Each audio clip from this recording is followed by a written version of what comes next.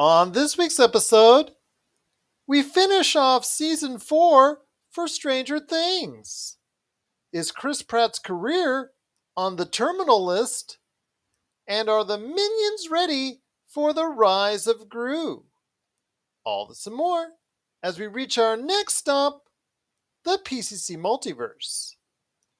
And we're back with another episode of the PCC Multiverse. This is Gerald Glassford from Pop Culture Cosmos, Game Source, Inside Sports Fantasy Football, and the Lakers Fast Break. We truly appreciate everyone out there listening to all of our shows. And if you can, please give us a 5-star review wherever you get your podcasts.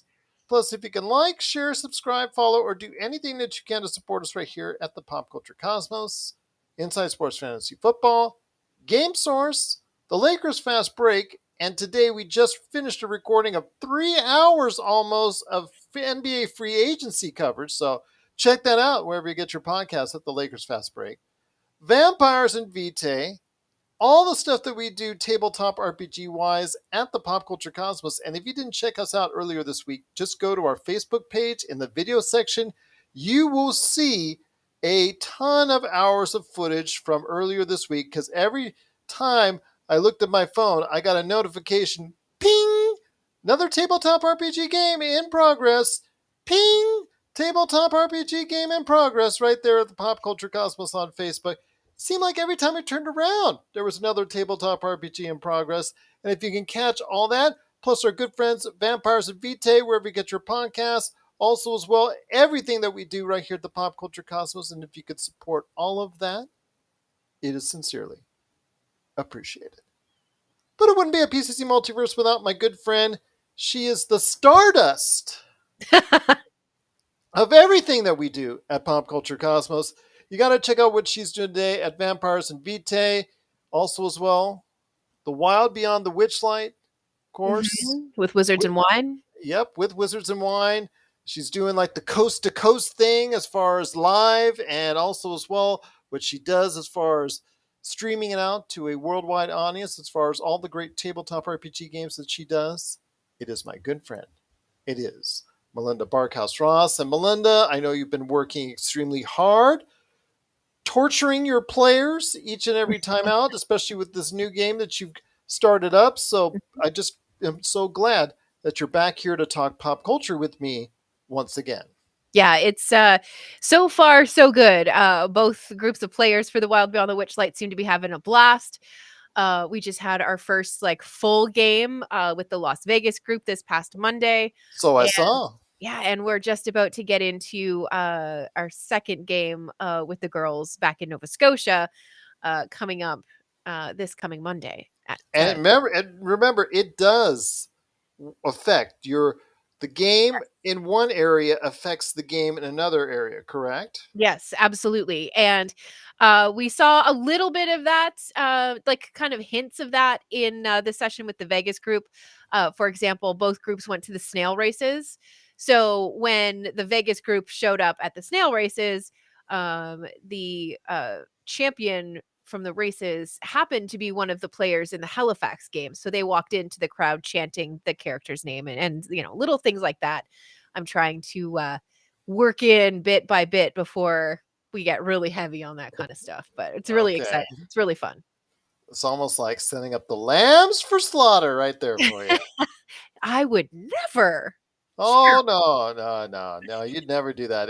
I know you have, because you have Roger involved in this, who is our DM for a Monday game, the Demolition Force. I know there's always some retribution that could be at hand. So, yeah, well, he put me on the spot a couple of times Monday afternoon. So Monday evening when he came over to the house to sit down and play, I put Roger on the spot a couple of times. It's instant karma right there. Right there. You know what they say about payback, and I'll leave it at that. Right. But it's going to be a great episode we've got on tap for you today. I've got our good friend Ben Arnault from the Smoking Hot Confessions back still from down under in Australia. He's coming back for part 2 of our conversation, this time talking about the controversy going on with Ezra Miller and DC, the future of Flashpoint. We've got some ideas that we toss around. This could happen for DC and Warner Brothers.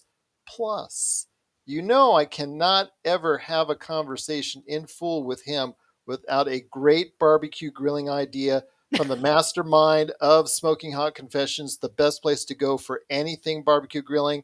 So he has on tap an idea for you on a great recipe for pulled lamb tzatziki burger. That's right. If you're into Greek style food, he's got a pulled lamb tzatziki burger recipe for you. And that's coming up on the back end of the show. Plus, also as well, we're going to be talking about Chris Pratt's latest adventure, The Terminal List. Is it terminal? We'll talk about this second time around for Chris Pratt, or I don't know, it's Christopher because he doesn't like to be called Chris. That's what I heard in interviews this week and read. So I don't even know, but I'm just going to say Chris Pratt. Chris Pratt, his second time around on Amazon Prime. Is it two times a charm for Amazon Prime and Chris Pratt? We'll find out. Plus, also, as well, we're going to be talking about the latest entry to the box office. Minions, they're back invading the theaters with the rise of Gru. What's the advanced word from critics? And why does Josh have a problem with it?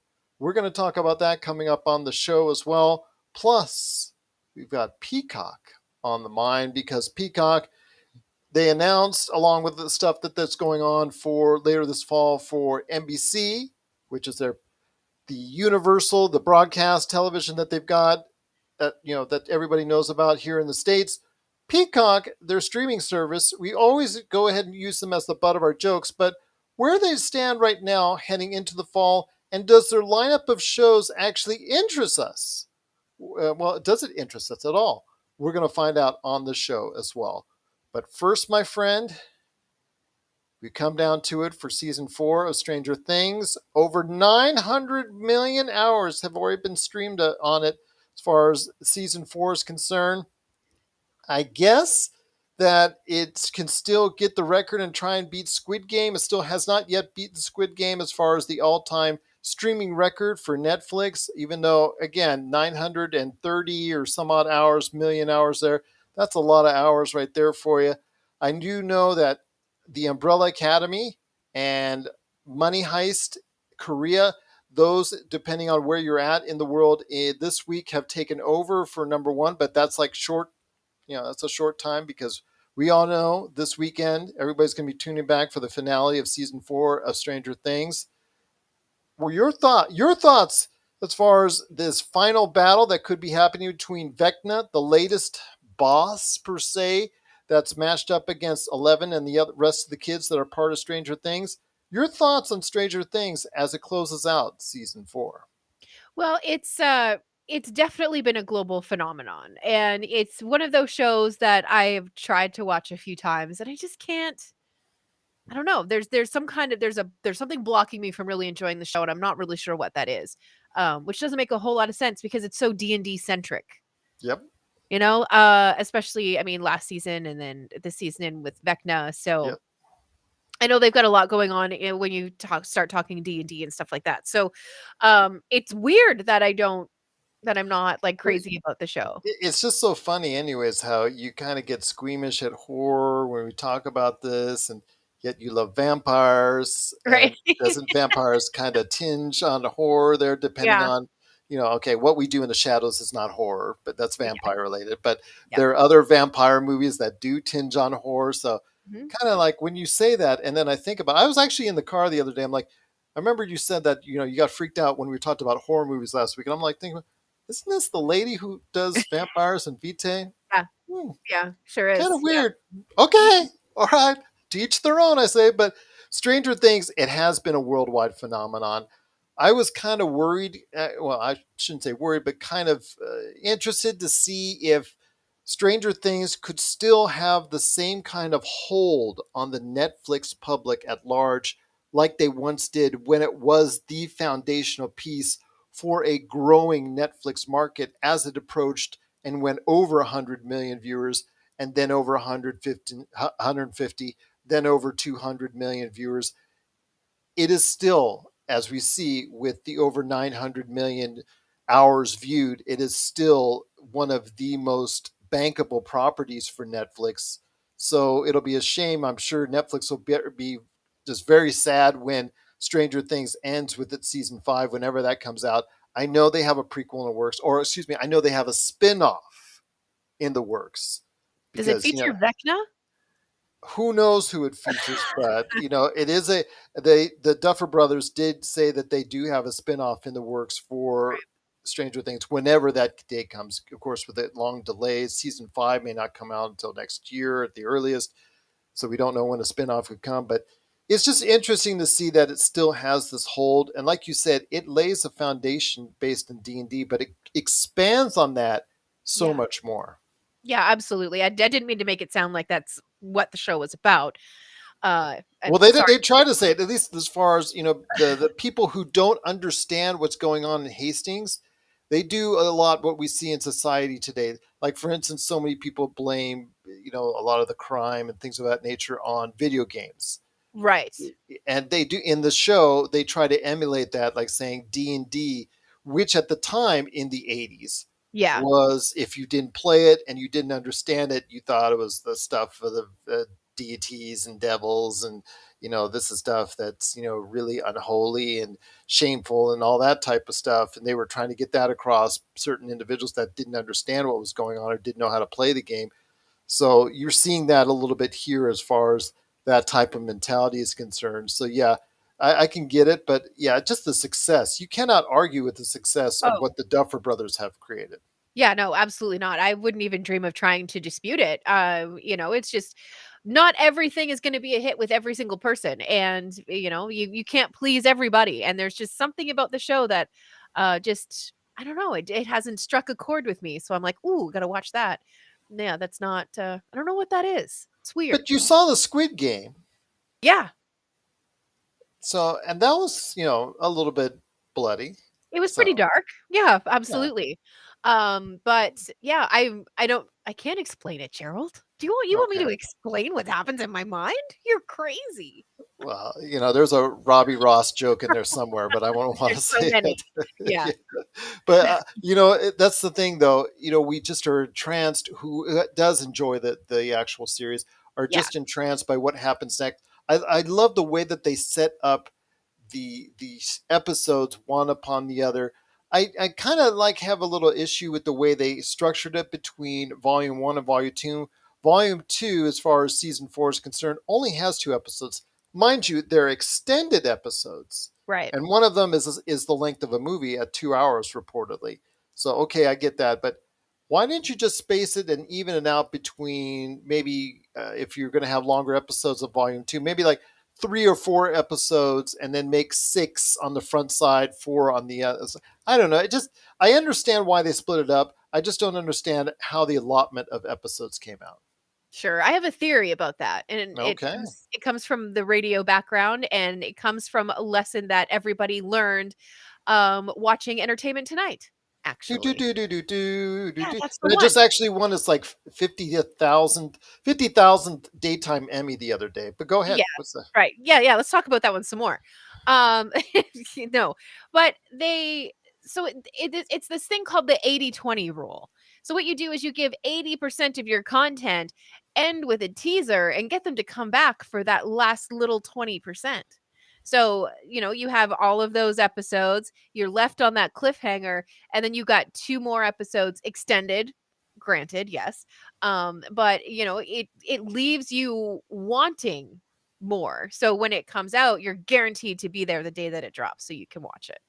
Fair enough. Fair enough. Yeah, Well, a lot of people are going to be talking about this weekend before they yeah, go ahead and head out for the fireworks or head out to go see Minions, Rise of Gru, or anything of that nature. So, first comes first, it is Stranger Things season 4, volume 2. It is dropping this weekend on Netflix. I know everybody out there, not named Melinda Barkhouse Ross, is going to catch it that has a Netflix account, or a shared account, or got the password, or whatever. I think that was so funny. I read this article the other day that someone on TikTok was bragging that they went on a date with somebody and they got their Netflix password, and they've had it for like years since, and that was kind of funny. That they never dated each other again, and she still had it like years down the line as far as that Netflix account is concerned, until he finally caught on recently. oh my god. Yeah. So hey, you know what? It's all about Netflix, though. Although eventually it's going to catch up with everybody as far as the shared accounts and adding in advertisements. They're going to start trying to do what they can to make some money, because they have, on the bad side of Netflix, they have made some layoffs. I think about 450 in total this year, to my best recollection. So that's still a number of people that have been laid off of what was, some people thought was, up until this year, a company that was infallible, that seemed to be like Teflon, that seemed to be perfect in any situation. So we've seen that even they have hit a little bit of a snag. But can, season 4 of Stranger Things finish out strong? We'll wait and see. I'll go ahead and check it out this weekend, and I'll share my thoughts on the Monday show. But yeah, if you're watching Stranger Things, you're watching season 4, you're watching volume 2, if you've already caught up with all that and you already want to go ahead and check it out this weekend, we want to hear your thoughts before you set off those fireworks. Please let us know.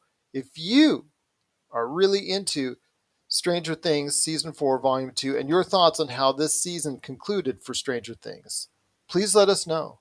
PopCultureCosmos@yahoo.com. And of course, before we hit the break, we want to wish you a happy July 4th weekend for everybody out there that's celebrating it here in the U.S.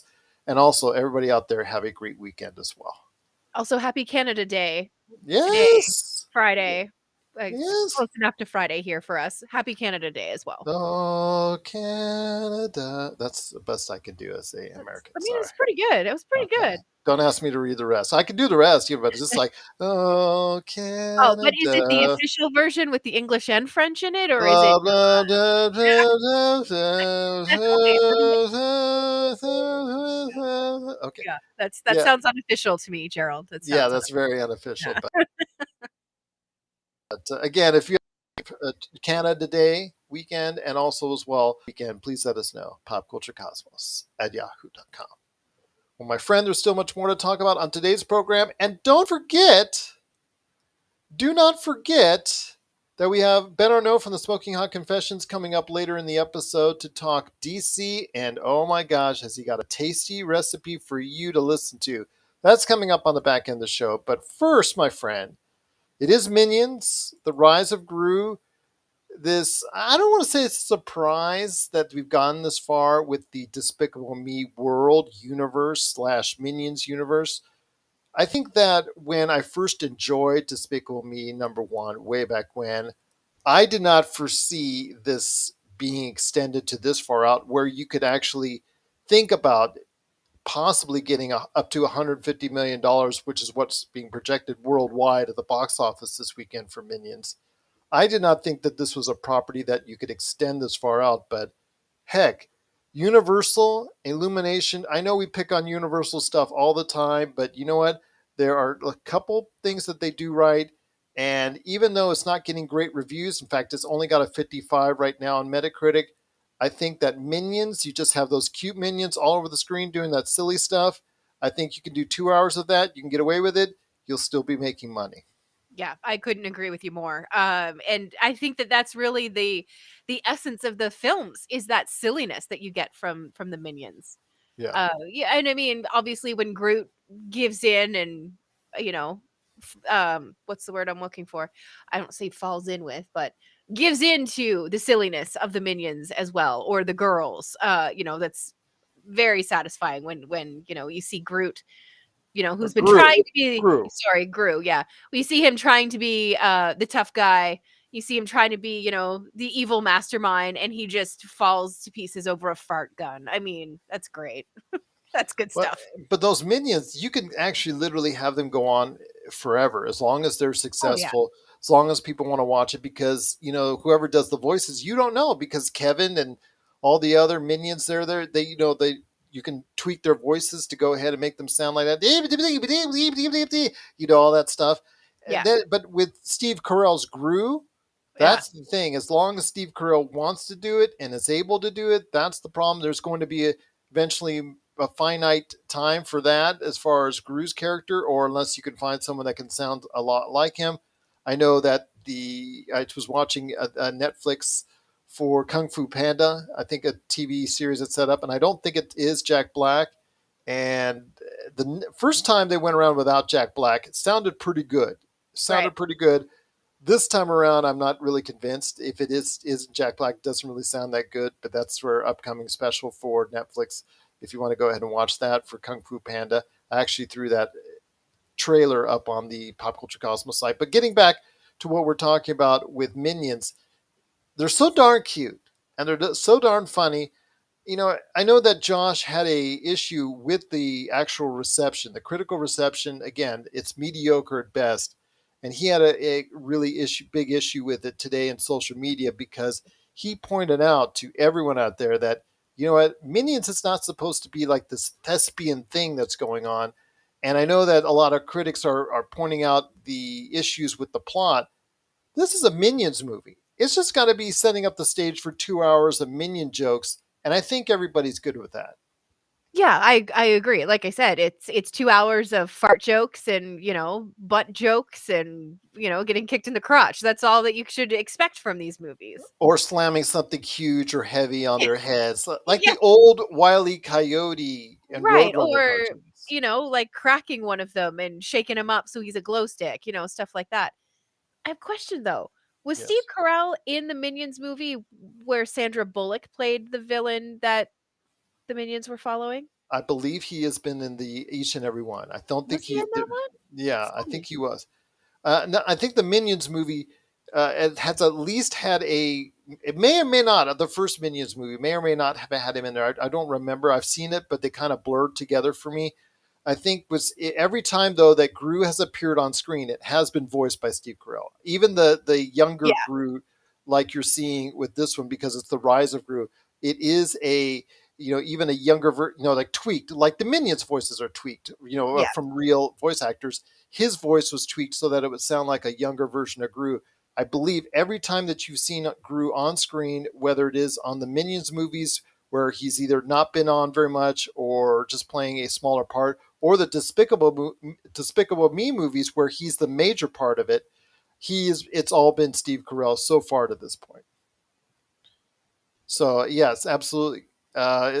Steve Carell's just done a great job with playing the Groot character, and then of course you have the minions just going crazy as is. But I still think that it's going to do pretty good at the box office this weekend, which leads me to another question I have: Uh-oh. where has Minions succeeded? If it does well this weekend, if it does $150 million in worldwide take, where Pixar's Lightyear has failed. God bless you, by the way. Thank you, sorry. No worries. Well, See, that came out of nowhere. yep. I told you you're allergic to Robbie. Yeah, maybe. There could be something to it. I kind of laughed it off earlier, but now you've got me double questioning it. I'm like, "Wait, Watch out. what's going on?" No, but I think that the Minions have, nothing but, like, feel good things around them right now.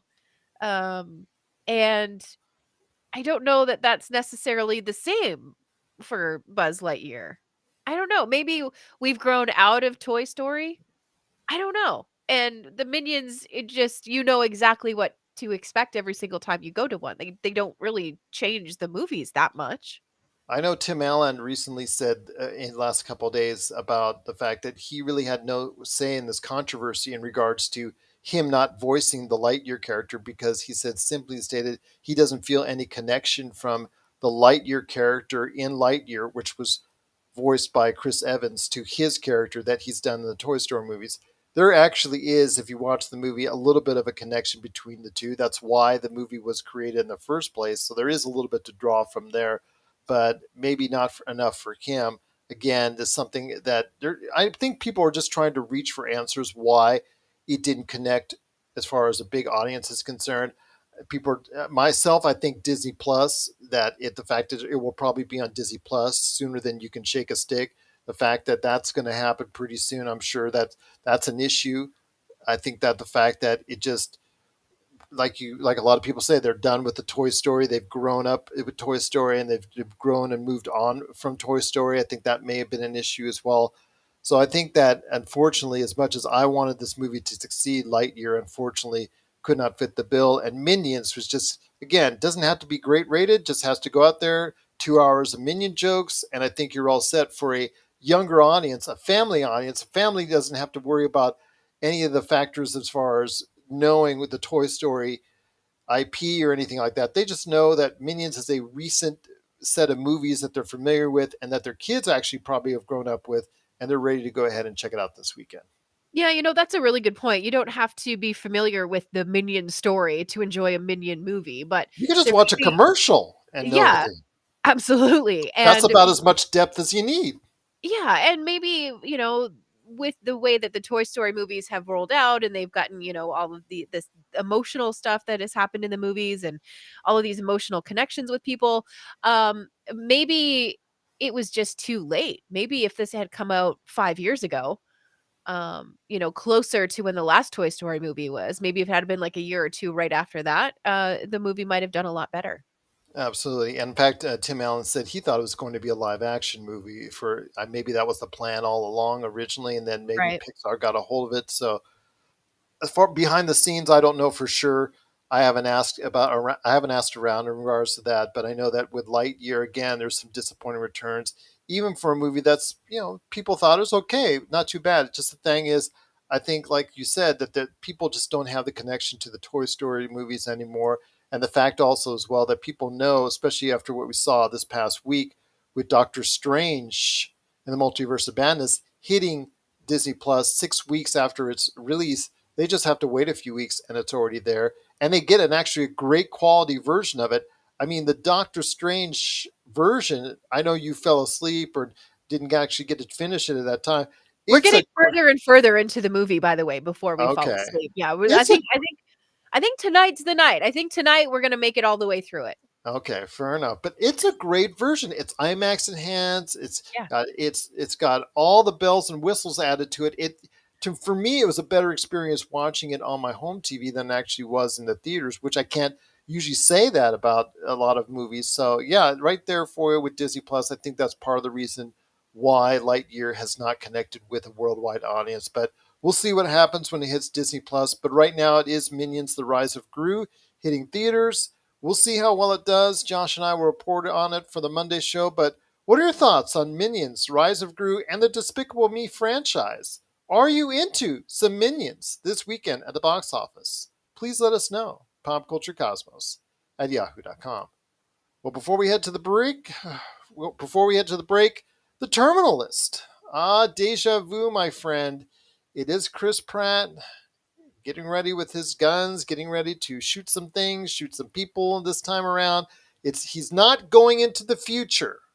So it's not the Tomorrow War, which was my choice for the worst pop That's right. culture product of Mhm. 2021. Right. This is a new series that's come around. It's gotten absolutely horrid reviews. I don't know, maybe it's personal with people in regards to Chris Pratt because I know he's courted a lot of controversy. I'm going to stay out of that part of it, but Mhm. they really cannot stand this series. I guess he's an officer that got was on a mission and went awry. Got his people got killed, and so he's now out looking for revenge because he got betrayed. Blah blah blah blah blah. And he's now going to go ahead and blow everybody away as only Chris Pratt can do. Especially if you call him Chris, because I heard now he doesn't like to be called Chris. So I guess in the movie, if you call him Chris, maybe you get blown away. I don't know, because right now the terminal list is getting pretty bad reviews on Amazon Prime, but I am not discounting it that it will not do well because of the fact this time last year, I was laughing at how bad the Tomorrow War was. I Yeah. was, I think it was either laughing or throwing up. I don't know, either one or the two. I think it was And yeah, and it did huge numbers for Amazon Prime, and it uh-huh. was probably a little bit of both. But it did huge numbers. So I ask you this as we close out our first half with the terminal list now hitting Amazon Prime. Do you think this will be this hit the second time around? Do you think this will be a hit a second time around for Christopher Pratt, Mr. Pratt? How about Mr. Pratt? Yeah. Okay. First of all, if you didn't like being called Chris, then you should have dealt with that before you became a box office draw You or the Star think? Award or whatever. Yeah. Because he's never going to be able to change it to Christopher. Never. Especially with four other Chris Pratts, four other Chris's that are out there that Chris's. are famous, Yeah. that they're associated with, that are all in your age bracket, that are all Yeah. been leading men in the past decade. They Yep. lump you guys, the public lumps all four of you together. Yeah. The Chris's. Yes. Yeah. I wish I could say I felt bad for him, but I really don't. Um, you know what? I'm one of the people that will watch the Chris Pratt thing when it drops on Amazon. I'll give Well, it some time. it's dropping Sure. this weekend. Yeah, I'll watch it. Absolutely. And why not? Why not? Like I said, Yeah, why it's not? well, the only reason why I say is because again, the word of mouth from the critics, which again Josh always has an issue with, is not very. It's not been very good. Mhm. It's right now again, like I said, 35 on Metacritic, which is an absolutely horrible score. And my gosh, it's really not that good to talk about. But again, it could be a situation we saw this like last year, where we saw the Tomorrow War. It got horrible reviews, just a poor Metascore, and it's like I said, for me it was the worst thing I saw last year, and it scored. So I'm telling you right now, I'm just not going to go ahead and argue with it. So hey, if people want to go ahead and check it out, I am not going to dispute the success of this, because I think just because he still has a name that can draw, he still has a name that could get people to watch his shows. Yes, even if they're getting it wrong, he still has the name draw. Yes, Yeah. absolutely. Yeah, and I think that too, that part of the appeal of these Chris Pratt movies, like the one that we saw last year and with what's coming now on Amazon, I think that it's just one of those things where you just can like turn off your brain and you can just take in some guilt-free entertainment. It's going to be guilt free indeed, Yeah. because yeah, just hopefully it'll be everybody's good. Hopefully everybody will get some entertainment out of it. It is the terminal list. The terminal list. It is the terminal list, if I can say that right. It is the terminal list. It is now available on Amazon Prime starting this weekend. The series, go ahead and check it out. Please, if you have any thoughts on the terminal list, please, we would love to hear it. Popculturecosmos@yahoo.com. Well, coming up next is my good friend Mr. Ben Arnault from Smoking Hot Confessions, giving you some great tips on a awesome way to go ahead and spice up your barbecue with a pulled lamb tzatziki burger. I'm getting hungry already. Plus, also as well, he's going to be talking DC, the issues with Flashpoint, and how Warner Brothers has a big problem on their hands. Mm. That's coming up after the break, and Melinda and I are going to close out the show talking some Hulu and some Peacock. Is it time this fall to get into Peacock? She's going to let you know if her mind's been changed on Peacock. That's coming up at the back end of the show. This is the PCC Multiverse. And we're back to close out the show. It's the PCC Multiverse. It's Melinda Barkhouse Ross, the mastermind behind many good things going on in the world of vampires. And before we head on out, and before I mention The Princess on Hulu, and also as well what we're seeing and hearing about when it comes to Peacock, you mentioned some vampire things going down. Isn't that correct? Yeah, so the Vampire Academy, the movie came out 3 or 4 years ago, maybe 5? I don't Not to know. be confused with the Police Academy movies. Yeah, yeah, definitely. I mean, that would be an interesting crossover though. Let's be honest about that. No, but it's I can another. see Steve Gutenberg getting some fangs, growing some fangs right there.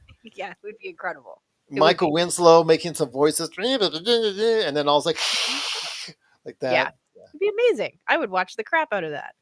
But yeah, so Vampire Academy, it's just, pretty people dressed in pretty goth clothes doing, Pretty interesting. goth things. Yeah, like there's, oh, I really like him, but he's dating her. Oh, it's all of that kind of stuff. There just happens to be vampires involved. So it's another teen drama, and every once in a while, there's nothing wrong with taking in a few episodes. Fair enough. Fair Yeah. enough. Yeah, there you go. I mean, speaking of other few episodes, you wanted to talk about Love Island. I know that hit recently. It's real weird because we looked it up. And oh yeah, I heard from a couple people, Love Island. You got to go ahead and check it out on Hulu. Oh, is that the UK version? Is that which version of that? Because there's several versions around the world, seemingly Mhm. for certain different regions. I guess the UK version is on Hulu and the US version is on Peacock. Imagine that. So, tell me a little bit more about Love Island. Well, it, has been on for the last 3 or 4 years anyway in the summertime, and it's a whole bunch of beautiful single people flown to a beautiful location, and they just let them have some drinks. Everybody brings, fancy clothes, and they get all dressed up at night and have a little party in the house, and people hook up, and then they break up, and then they hook up, and then they break up. And the point of it is to actually find love on the show. And by that's how they end it is with the final couple and whether or not they're going to split the money that they win at the end. Okay. So that's pretty much what how the show operates. But Can't they just fake it for the entire series and just walk out richer? you absolutely could. Okay. Yeah, you really could. But one of the things that's been so enjoyable about the show is the guy that does the narration. He's a radio guy. I used to know the name and now I forget it. So to you, narrator, I apologize that I've forgotten your name. Don't take it personally. I have a terrible memory. But What about Matthew Hoffman? could be. He's a narrator on the series, plus Yeah. the voiceover producer for the show. So I Okay. don't. Could be. Anyway, he's so funny. And he says a lot of what you watch when you're or a lot of the things that you're thinking when you're watching these shows are the jokes that he makes, so it's Okay. always really great. And from what I understand, he's being replaced by the British guy. Who I don't knows? Because I know the British is the British version is the one that's most talked about. So Yeah, that's the one that everybody talks about, but I really enjoy the narrator from the US version, so I hope that what I'm reading or the way that I'm interpreting it is completely incorrect. I hope that that's the case. okay, well you go protest if that's the case. Go I get love out that protest for the week. Gotta write that strong. I'm just gonna come up with a draft, strongly worded email that just says something along the lines of, "I am displeased. Could you please fix it and make me pleased?" It's going to be like Mad Libs, where you're just going to write a basic statement, have something as far as a blank space for exact. Yes. I am really displeased with blank, and then you Yep. just fill it in each week when you find something really to get mad about. So okay, Yes. Yeah. just keeping track of that. Okay, I fair like enough. that. That's a But good it idea. is Love Island that's on Hulu and on Peacock. Yeah. I guess the UK versions on Hulu and the USA versions on Peacock. So please let us know if you're watching Love Island. I hear a lot of people talk about Love Island. So if you can give me the skinny and let me know, well, maybe skinny is not the word for it, but if you can give me the update on Love Island, please let me know and let us know in, you know, family friendly words. So you don't have to go ahead. Yeah, stuff like that. But please Right. let us know. Popculturecosmos at yahoo.com. Speaking of Peacock, before we head on out, and speaking of Hulu, I wanted to mention that the Princess, which is supposed to be kind of like a modern take on the ye old kingdoms of lore, as far as it's concerned. Basically, it's a medieval movie, but done in such a fashion as far as the tone, the dialogue of a modern setting. The princess herself is actually does she gets kidnapped and she's in some type of peril, but then again everybody else is in peril because she soon wields a sword and tries to go ahead and slay everybody while going ahead and cracking one liners. So it's kind of set as far as the language is concerned of a modern setting, so it seems to have a sort of different type feel, so a lot of people could be into that. Again, check that out. That's the Princess on Hulu. But Peacock just dropped its future. We talked earlier in the show that NBC Universal dropped its lineup for NBC, but they also dropped its lineup for the Peacock streaming service, which you and I on our Streaming 101 show, which people still check out and comment about, that they think as far as our review of Peacock may or may not have been a little harsh. Were we harsh? I was harsh. Okay, I was harsh on it, and deservedly so. I mean, still to this point, I mean, it's 2 years in with all the other services Mhm. gaining so many millions of viewers over the course of time. As far as the big ones, Apple Plus, HBO. When you talk about Disney Plus, Netflix, all have gained substantially since the pandemic started in 2020. Whereas Peacock, even with the WWE and all the other things that support it, as far as the Olympics that they had on there, their sports coverage, all the stuff that they had on there, they're only up to 28 million. I know that's 28 million. That's a lot for most people, but unfortunately, in the world of streaming, that's fallen far behind. And they're looking at best by the end of 2024 to get to 30, 35 million. We always pick on Hulu. Hulu has even a larger share than that. So I want to hear your thoughts when I talk to you about what's coming up with Peacock. Yeah. And that's the thing I wanted to talk to you about. There's shows that are coming up for this fall. include Vampire Academy, something like you talked about, Everything I Know About Love, Pitch Perfect, Bumper in Berlin, based off. It's a series based off the famous movie series that's already come out. I think it has maybe one or two of the cast members of that movie that's actually migrating over to Pitch Perfect, the series, Bumper in Berlin. Then you have The Best Man, The Final Chapters, A Friend of the Family, One of Us is Lying, and The Capture, among other shows that are coming out for the rest of this year on Peacock. When you check out that lineup, is there anything that's making you say, wow, I got to go check out Peacock this fall? I mean, not right now. I'm not gonna, go upstairs and cancel Netflix and get Peacock for a couple of months. It's not. I'm not. No, that's probably not gonna be what happens. But, I will be doing a lot of checking in and reading on certain things and seeing what's going on. And here's a question for you. I'm sure you'll know the answer, or maybe I'm gonna throw you a curveball. I'm not sure. I'm Brace ready yourself. for it. Does Peacock have like a trial, like a free trial, like 2 weeks or anything? Remember, they're the ones with the different tiers. So you can Right. actually see the free version of it, free version with ads, and they've got the pay tier with ads, and they got the pay tier. They do have a trial. I believe it's a 7 day. Sometimes they even have up to a 30-day, depending on where you go look on the internet as far as what Right. deals they have. So they do have a free deal for some of their tiers. And then, of course, they do have the absolutely free service that they add, which is limited on the amount of content you can see from Peacock. It just gives you a taste of some of the items that you can see on there. Then again, they have Peacock No Ads, which is the full price service. Then they have Peacock. You can get the whole library with ads. So they've already got it structured out. I think that you're going to probably be seeing more services like HBO Max or Netflix, maybe even Disney Plus go to at some point with ads, without ads. They're going to a tier structure like that at some point in time, so they'll follow suit. But you can, I believe, get a trial basis for Peacock for a limited time.